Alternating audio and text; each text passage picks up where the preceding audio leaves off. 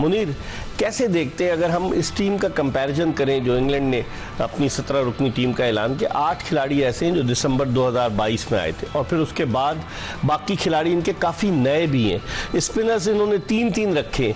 आप अगर overall comparison करें और दोनों टीमों की परफॉर्मेंस का मवाजना करें तो आप कैसे देखते हैं? बहुत बहुत शुक्रिया इकबाल बेग। देखिए, इंग्लैंड की टीम आपको पता है जब से बेन स्टोक्स इनके कप्तान बने हैं, डिफरेंट इनकी स्ट्रेटेजी होती है, बेसबॉल क्रिकेट खेलते हैं, जारहाना अंदाज से खेलते हैं। तो इंग्लैंड की टीम बेन स्टोक्स जब से कप्तान बने जब से हमने देखा बड़ी डिफरेंट इंग्लैंड की टीम हमें नजर आई है। फिर अब ब्रेंडन मैकलम आ गए हैं, तो ब्रेंडन मैकलम प्लस ये कॉम्बिनेशन बड़ा जबरदस्त हो गया। बड़ा जबरदस्त, दोनों की अग्रेसिव अप्रोच है।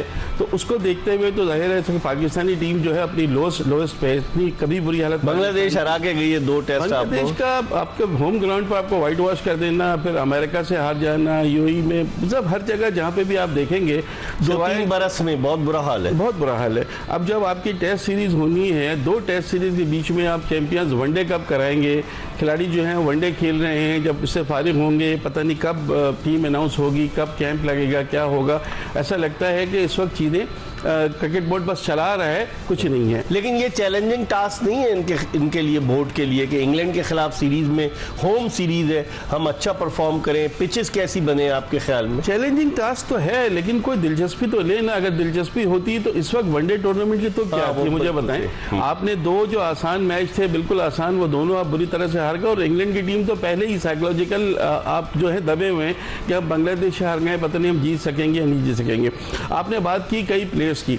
देखिए, एक वक्त वो था जब इंग्लैंड को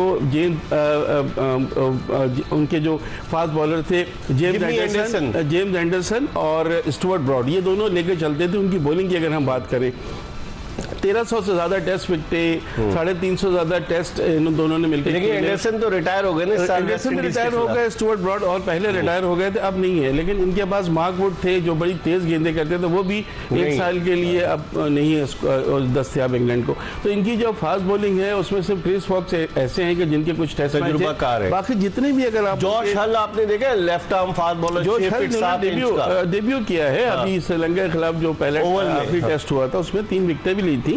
जोशुआ हल है, अब इन्होंने ब्राइडन कार्स को भी लिया है जिनका अभी तक डेब्यू नहीं हुआ है, लेकिन उनकी खासी तारीफ सुनते हैं। ऑल स्टोन है इनके पास, गस एटकिंसन इनके बड़ा अच्छा बड़े बिल्कुल। तो ये अभी जो प्लेयर है ना, सिवाय क्रिस वॉक्स के बाकी जितने भी इनके उनका एक्सपीरियंस 2 टेस्ट मैच से 10 टेस्ट मैच के दरमियान है। ज्यादा किसी ने 5, किसी ने 2, किसी ने 3 टेस्ट मैच खेले, तो ये एडवांटेज पाकिस्तान को मिल सकता है। लेकिन बरखिलाफ आप देखें तो पाकिस्तान में तो फास्ट बॉलर आपके पास कोई नजर नहीं आ रहा इस वक्त। अब ये देखिए, अब ये सीरीज में खिलाएंगे, आप क्या समझते हैं नसीम शाह और शाहीन आफरीदी को? देखिए, बात ये थी कि जिस वक्त T20 वर्ल्ड कप खेलने आप जा रहे थे ना, उस वक्त तो आप ये समझ रहे थे कि आपके पास इतने ज़बरदस्त फास्ट बॉलर हैं, मोहम्मद आमिर भी आ गए, हारिस रऊफ भी हैं, नसीम भी हैं, शाहीन भी हैं, हम बिल्कुल तहस नहस कर देंगे दूसरी टीम की बैटिंग लाइन को। वो तो खुद ही अपने ही उल्टा हो गया। अब आपके पास प्रॉब्लम ये है कि आपके 2 बॉलर्स को आपने देखा कि जिन नए बॉलर खिलाया था, खुर्रम शहजाद को या मोहम्मद अली को, दोनों की फिटनेस आपने देखी, दोनों एक इनिंग में अनफिट हो गए, बॉल नहीं कर सके। अब एक मीर हमजा थोड़े से भी फिट लग रहे थे। शाहीन शाह अफरीदी, नसीम शाह के साथ मसला ये है कि ये जितने बड़े बॉलर्स थे ना, उतने ही आजकल अपनी लो में नजर आ रहे हैं, बिकॉज की इनकी स्पीड नहीं है। एवरेज स्पीड शाहीन की 130 को, और नसीम शाह की जो हैरत अंगेज बात है कि उसकी स्पीड बहुत कम हो गई, बहुत कम हो गई है। मेरा ख्याल है उसकी 2 वजूहात हैं। एक तो ये कि रेड बॉल क्रिकेट इन्होंने खेली नहीं है, लीग्स इतनी खेलते हैं, T20 इतनी खेल रहे हैं कि उनको पैसे की जो एक जरूरत है। नसीम शाह ने तो गुज़िश्ता साल मार्च से नहीं खेली, आपको पता है, श्रीलंका के दौरे पर जब हम गए 13 महीने के बाद आपने सही कहा, उनकी वापसी हुई थी अगेंस्ट बांग्लादेश। उसमें भी 1 टेस्ट खेला, दूसरे टेस्ट में उनको ड्रॉप कर दिया गया। चीज़ें ये हो रही इकबाल कि आपके पास इस वक्त, अच्छा आपके अगर बॉलिंग में फास्ट बॉलर की हमने बात कर ली, हमें कोई ऐसा समझ में नहीं आ रहा, आपको इन्हीं के साथ दोबारा जाना पड़ेगा। यही है, आपको शाहीन शाह अफरीदी, नसीम शाह और इनके मीर हमजा या एक आध कोई और हुआ तो उसके साथ आप जा सकते हैं, बाकी नहीं। स्पिन में भी आपके पास एक वैरायटी, एक स्पिनर्स की बहुतात होती थी पाकिस्तान में कि लोगों को चांस नहीं मिलता था।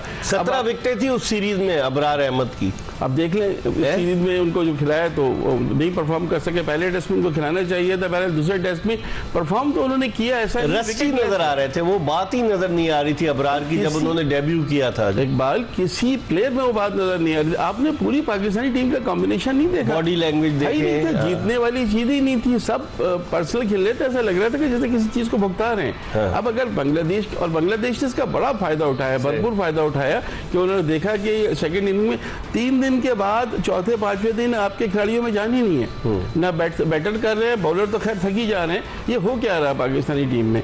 एक तरफ आप कहते हैं कि रेड बॉल आपको खेलने को नहीं मिली, दूसरी तरफ रेड बॉल की इतनी इंपॉर्टेंट सीरीज थी कि जो बांग्लादेश और फिर इंग्लैंड से उसके बीच में आप वाइट बॉल करा रहे, चीज़ें जो है समझ में आ नहीं रही। और सबसे बड़ी बात है कि आपका कोई भी कोच आ जाए, कोई भी मेंटोर आ जाए, खिलाड़ियों ने खेलना है और खिलाड़ी खेल के दे नहीं रहे। मुझे बताएं आप किसको प्लेइंग 11 में रखेंगे? आप खुद कंफ्यूज होंगे इकबाल कि किसको रखा जाए, उन्हीं खिलाड़ियों को रखना पड़ेगा, मजबूरन रखना पड़ेगा। रिजवान खेलेंगे, रिजवान परफॉर्म दे रहे हैं। अब आपको तो यही अभी नहीं पता है कि आपके टेस्ट टीम का कप्तान कौन है और वनडे टीम का कप्तान कौन है, व्हाइट बॉल का कप्तान कौन होगा, अभी एक क्लैरिटी नहीं है, लेकिन हो सकता है कि लेकिन एक और चीज मुनीर कि अगर हम देखें, कंपैरिजन करें, अब हमने तो विकेटें भी बनवाई हैं।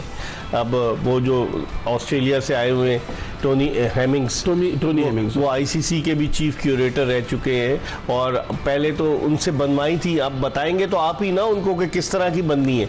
और अजहर महमूद ब्लेम कर रहे थे कि पिच हमारे मतलब की नहीं बनी, लेकिन अब इंग्लैंड के खिलाफ सीरीज के लिए टोनी हेमिंग्स आप समझते हैं कि अब किस तरह की पिच तैयार की जाए। अगर स्पिन विकेटें बनाते हैं, उनके पास 3 स्पिनर्स हैं, left arm spinner Jack Leach है, ऑफ स्पिनर शोएब बशीर है और उसके अलावा right arm leg spinner Rehan Ahmed है। तो आप समझते हैं कि किस तरह की पिचेस बननी चाहिए, बनेंगी किस तरह की? इकबाल, अगर आप फास्ट बॉलर के साथ जाते हैं तो उनके बैट्समैन फास्ट बॉलर को बहुत अच्छा खेलते हैं। हैरी ब्रूक ने 3 सेंचुरियां बनाई थी गुज़िश्ता सीरीज में। बिल्कुल।